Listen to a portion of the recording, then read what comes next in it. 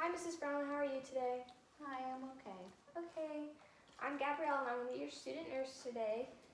Do you mind if I sit down and ask you a couple questions? Sure. Okay. So I did notice that your audit score was 11. Would you mind if we talked a little bit more about your alcohol use? Okay. Okay. I know this might be hard to talk about, but just know that this is a safe place, and I'm here for you and to help you. So tell me a little bit about your drinking. How much do you drink? Well, a little more than a couple a day. I used to always have my 2 drinks a day, but lately I've been drinking more than that. My husband died a year ago and I moved into a assisted living home, so I miss my beloved husband and I miss my house and I'm just sad. Sounds like you've had a lot of changes Yes. going on. So has that made an increase in how much you're drinking? Yes, we used to always have our drinks together and on the porch and just spent time together and have some of my favorites and just love the taste. But now I'm just so sad. I tend to drink a little more and I have trouble sleeping, so I increased a little bit to try to help me sleep at night too. Okay. So you're using your alcohol not just for your pleasure, but also to help you sleep. Yes. Okay. All right. Well, can you tell me some of the positive or pros that you like about drinking? Well, I love the taste. I only make good drinks and I just have some favorites. It is helping me sleep along with the sleeping pills, so I am able to not miss him because I'm sleeping. Okay, so you like the taste and you like it because it helps you to not miss your husband, which Yes. has been hard for you. Okay, well, what about the negatives about your drinking? Well, it is costing me more because I'm having to buy it more often than I was. So it's definitely a little expensive. And I do want to sleep better, but now I'm probably sleeping more than I should. So that's probably a negative too. And sometimes it makes my diabetes numbers go out of whack because I think because I am probably having a little too many sweet drinks. Okay, so you feel that it is a little too costly and that it can make you sleep too much and it can cause your diabetes to go out of whack. Is your diabetes usually well controlled? Yes, I take medication for that. So Okay. normally I do pretty well with that. Okay, so, all right. Well, it sounds like you know some pros and cons about your drinking.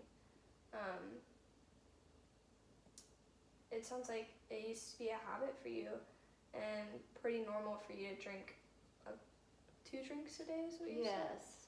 Okay, and it's just now increased due to Just everything being going on. sad in being a new sad. place and trying to sleep. Okay.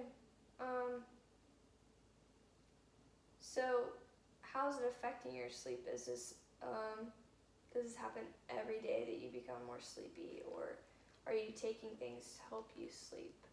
Or Yes, I'm taking my sleeping pills and at least another drink or 2, and then I get sleepy earlier in the evening and then I just am able to fall asleep. yeah. So you said earlier that you like sleeping because you don't miss your husband, but you also don't like sleeping because you sleep too much, right? Yes. Okay, well, one thing is alcohol does make you sleepier.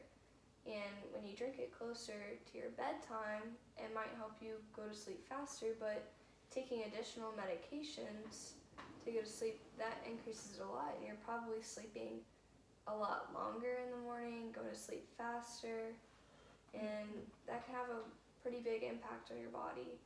Are these sleeping pills prescribed medications, or are they over the counter, or? Oh no, I just go and get those at the grocery store or the drugstore. I just take whichever ones I can find. Okay, well,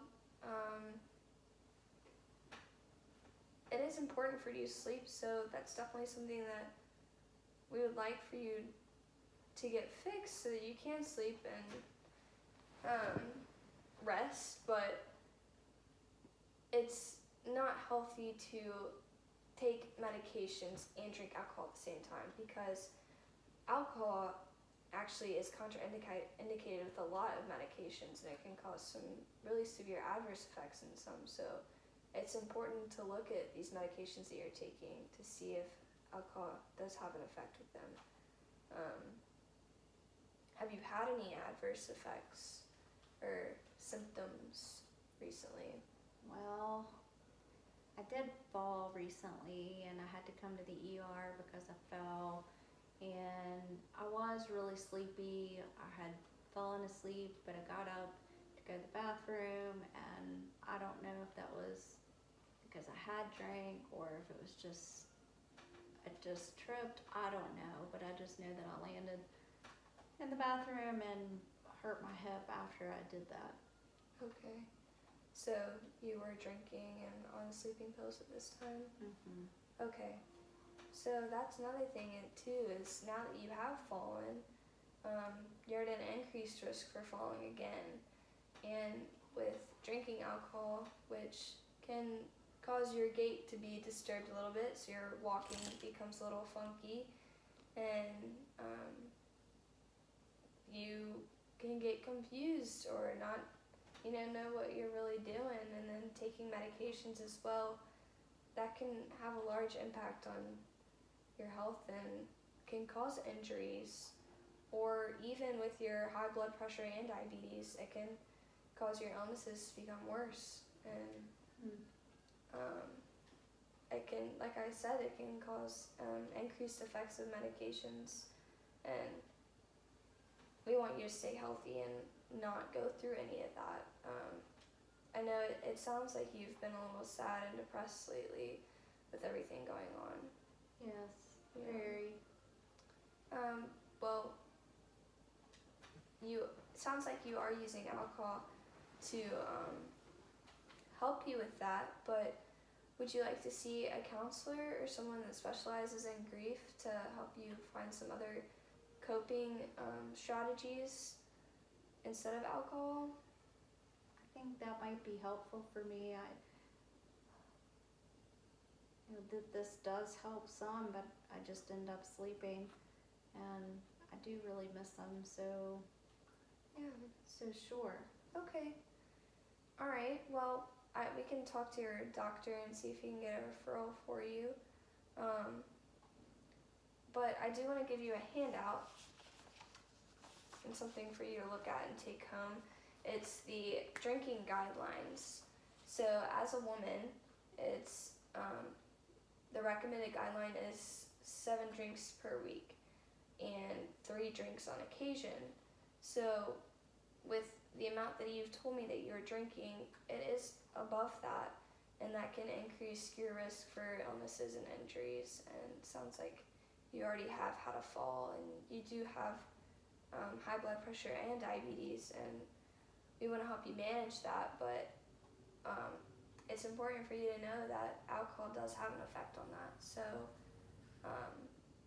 that's the drinking guidelines. And then on the back sheet, it's a visual of standard drink sizes. So like if you were to drink wine, this would be a standard drink. So 7 of those a week is recommended. But if you go any above that, then it can cause your blood pressure and diabetes to become worse. So you can take that home with you and use it and look at it. But